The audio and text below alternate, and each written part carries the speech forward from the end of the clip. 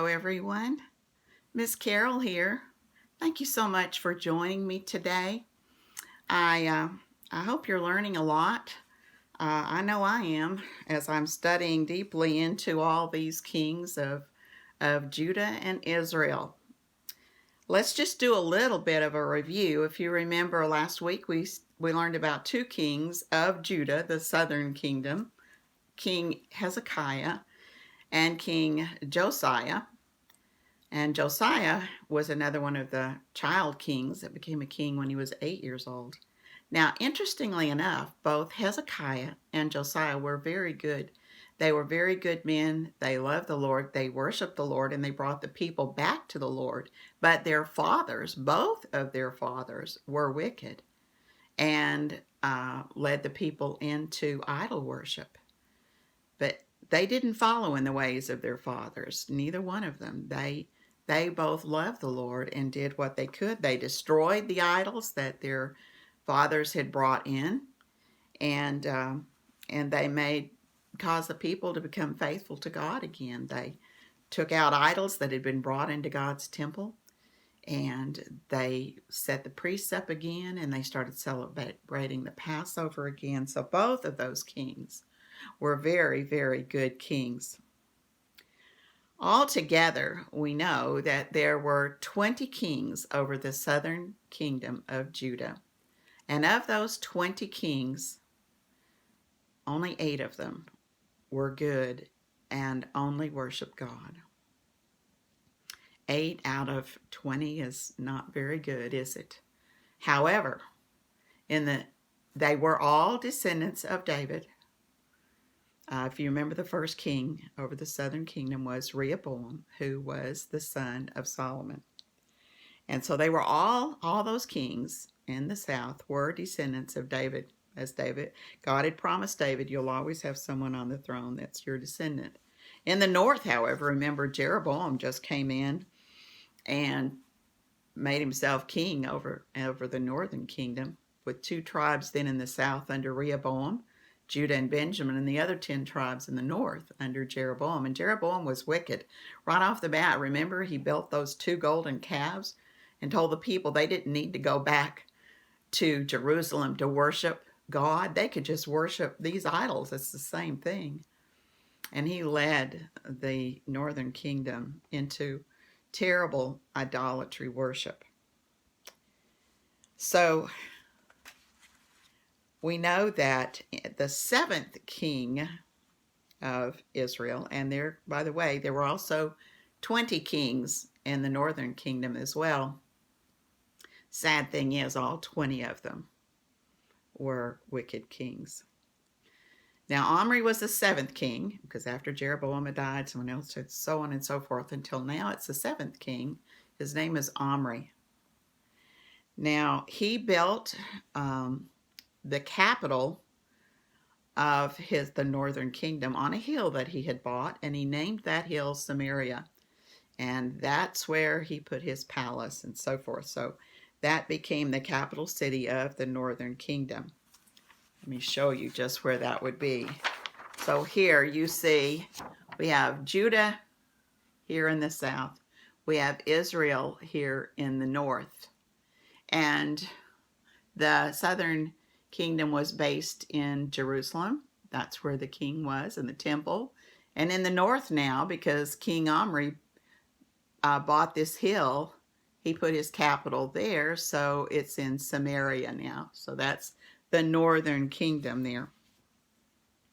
We're going to read about Omri in 1 Kings chapter 16, starting with verse 25. And the Bible tells us, "But Omri did evil in the eyes of the Lord and sinned more than all those before him," if you can imagine. "He followed completely the ways of Jeroboam, committing the same sin Jeroboam had caused Israel to commit. So they caused the anger of the Lord, the God of Israel, by worshiping their worthless idols." And then we learn that Omri died and was buried in Samaria, and Ahab, his son, succeeded him as king. Wonder what Ahab's going to be like. Well, verse 30 says, Ahab, son of Omri, did more evil in the eyes of the Lord than any of those before him. Oh my goodness. Now he's even more wicked than his father Omri, who was more wicked than any of the kings before him. He not only considered it nothing to commit the sins of Jeroboam, but he also married Jezebel, who was the daughter of the king of the Sidonians, and he began to serve Baal and worship him. I don't know what he was thinking, but here he goes. He goes up to Sidon and he makes a deal with the king up there, who they're all worshiping Baal. And he marries the king's daughter, Jezebel, brings her back down to Samaria to be his queen. And of course, she leads him into the worship of Baal. And it tells us that he set up an altar for Baal in the temple of Baal that he had built in Samaria. And Ahab also made an Asherah pole and caused more to anger the Lord, the God of Israel, than did all of the kings of Israel before him. So there King Ahab and his wife Jezebel are worshiping that idol and causing all of the people to worship Baal. Terrible, terrible thing there, huh? Awful. All right, so if you remember back, we've already learned about King Ahab, but it was quite some time back. If you remember King Jehoshaphat, who was mostly a good king, and he was the king of Judah. He was also king during the time of Ahab and Jezebel here. But Jehoshaphat made a very serious mistake. He decided he wanted to be friends with the king of Israel. So he decides that it would be a good idea if his son Jehoram married King Ahab and Queen Jezebel's daughter Athaliah. And that way, maybe they wouldn't be fighting so much, the two kingdoms. Well, that was a very bad idea. Because what do you think the daughter of such a wicked King Ahab and Queen Jezebel, what do you think their daughter is like? Well, of course, she's an idol worshiper and as wicked as her parents. And if you remember, she was so wicked that when her son was killed, she decided she wanted to be queen over Judah, but she couldn't be because her son had children. So what did she do, remember? She had her own grandchildren killed so she could be the queen. Thankfully, though, one of her son's children, the youngest son, who was just a baby, was rescued, wasn't he? And became King Joash. Unbeknownst to her, she was so angry, wasn't she? A wicked, wicked grandma. Well, now we understand. She had wicked, wicked parents, didn't she? Very wicked. All right. So now so we know Athaliah was wicked like her grandfather Omri, her father Ahab, her mother Jezebel. And we're going to learn about now what God's going to do about the wickedness that's going on in the north and now in the south with their daughter, right? So in 1 Kings chapter 17, it says, Now Elijah the Tishbite from Tishba in Gilead was called by the Lord, and he went to Ahab. Let's look where he's from, by the way. All right, here is the Jordan River right here, and the kingdom of Israel is on this side. The kingdom of Judah is here, but Tishba is actually on the other side of the Jordan right here, okay? So anyway, Elijah has been called by God as one of his prophets. Let's think again. A prophet. What is a prophet? A prophet is someone that God calls and speaks to himself And that prophet's job is to take whatever message God gives that prophet and go and tell the people of Israel. So a prophet's job can be very, very difficult at times, can it? It really can. Remember Samuel and all the trouble he had trying to be a prophet when people didn't want to hear what he had to say. So God sends Elijah to talk to the wicked King Ahab and his wife, Queen Jezebel. And here's the message that God sends him to give them. So Elijah said to Ahab, "As the Lord, the God of Israel lives, whom I serve, there will be neither dew nor rain in the next few days except by my word." Now, I don't know. God's angry with him, and he's saying there's not going to be any rain in the land or any dew in the land unless I say so. Now, I don't know. Do they look sorry to hear that, or do they look sad and say, "Oh no, we've been doing the wrong thing. Take a look"? No, I don't think they're sad at all. I think they're angry. I think they're angry. They didn't want to hear something like that from God, and especially not coming from Elijah. So they're very angry about that. But let's go back. Let's go back to remembering back to what Moses told the people of Israel before they ever entered the promised land. And he was talking to them about what they needed to remember before they went to that promised land. And in Deuteronomy chapter 11, verse 8, he told Moses to say this to the people: "Observe, therefore, all the commands I am giving you today, so that you may have the strength to go in and take over the land that you are crossing the Jordan to possess, and so that you may live long in the land the Lord swore to your ancestors to give them. If you remain faithful and obey the commands I am giving you today, to love the Lord your God and to serve him with all your heart and with all your soul, then I will send rain on your land in its season, both autumn and spring rain, so that you may gather in your grain, your new wine, and your olive oil. I will provide grass in the fields for your cattle, and you will eat and be satisfied. Be careful, or you will be tempted to turn away and worship other gods and bow down to them. And then the Lord's anger will burn against you, and he will close up the heavens, so there will be no rain, and the ground will not produce food for you, and you will soon die from the good land the Lord is giving you. So fix these words of mine in your hearts and minds. Tie them as symbols on your hands and bind them on your foreheads. Teach them to your children, talking about them when you sit at home and when you walk along the road and when you lie down and when you get up, so that your days and the days of your children may be many in the land the Lord swore to give your ancestors.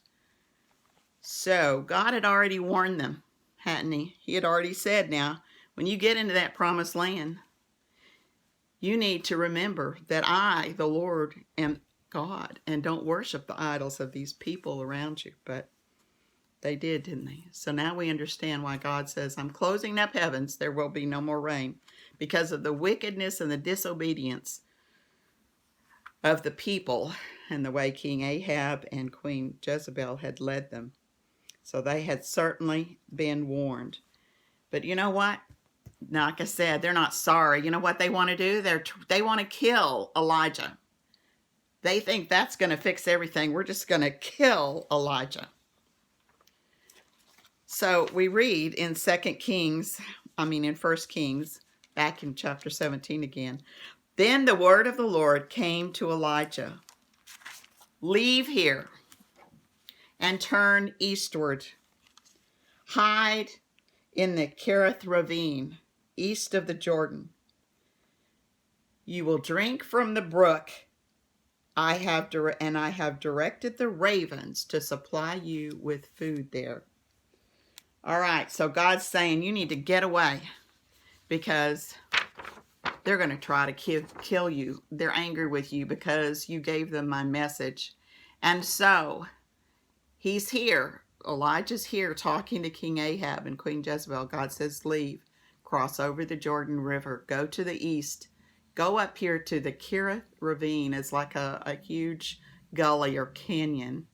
And when it rained down from the mountains, that water would collect into these ravines. He said, there'll be water there. You go and you stay there. And I'm going to take care of you there. And it tells us that God told him, you'll drink the water from the brook, but I'm going to send ravens, those were big black birds, to come and feed you. And so he did what the Lord had told him. He went to the Kerith Ravine, east of the Jordan, and he stayed there. The ravens brought him bread and meat in the morning, and bread and meat in the evening, and he drank from the brook. Now, this is definitely a miracle, isn't it? A miracle from God, because what birds are going to bring meat and bread? And where did they get that meat, and where did they get that bread? The rest of the land was hungry. There was no rain coming. But God was feeding Elijah. Not only was he feeding Elijah, but he was giving him meat and bread every morning and evening. And back then, usually only kings had meat once a day. No one else could afford meat. They mostly just lived on bread. But here God is feeding Elijah as though he were a king, isn't he? By giving him meat and bread twice a day. Twice a day, because Elijah was being true to God. All right, now we're going to read ahead just a little bit and find out what else is going on in the land while Elijah is there in this ravine. And we learn that the famine was severe in Samaria. And a man named Obadiah worked for Ahab. He was his palace administrator. And Obadiah was a devout believer in the Lord. He was true to God no matter. And while Jezebel, Queen Jezebel, decided to kill off all the prophets of the Lord, she was sick and tired of hearing that she was wicked. So she decides to have all of God's prophets killed. Obadiah had secretly taken 100 prophets and hidden them in 2 caves, 50 in each cave, and he had supplied them with food and water. Now, let's think about what would have happened to Obadiah if King Ahab had known what he was busy doing. I mean, my goodness. Right there in his own palace, he's got someone that's been hiding the prophets in 2 caves to keep Queen Jezebel from killing them.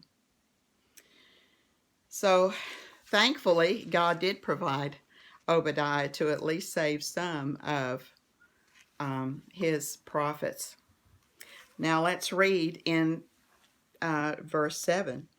So, sometime later, because he said it would be years before he was going to send rain. They're going to need to repent, and they haven't, have they?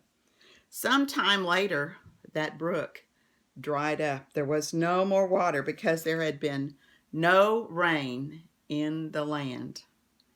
And the word of the Lord came to Elijah and said, "Go at once to Zarephath in the region of Sidon and stay there."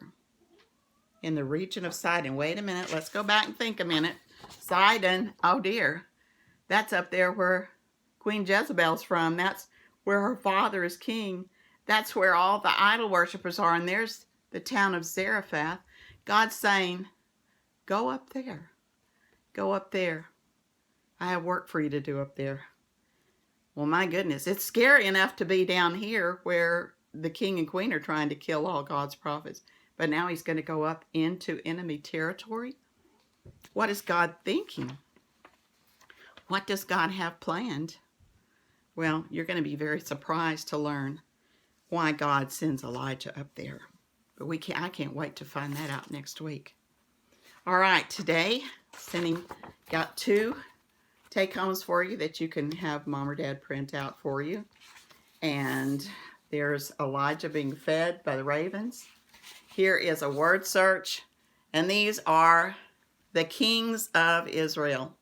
All right, so there you go. You can learn about the kings there. There's 20 there, and try to find them in that word search. All right. Wow. It's amazing how far the people have come down from worshiping God to these idols. Let's find out what happens to Elijah, though, as he goes into enemy territory next week. All right, join me again, all right? And we're going to learn all about that. Have a good week. Be the best you can be. I love you and I miss you. Bye-bye.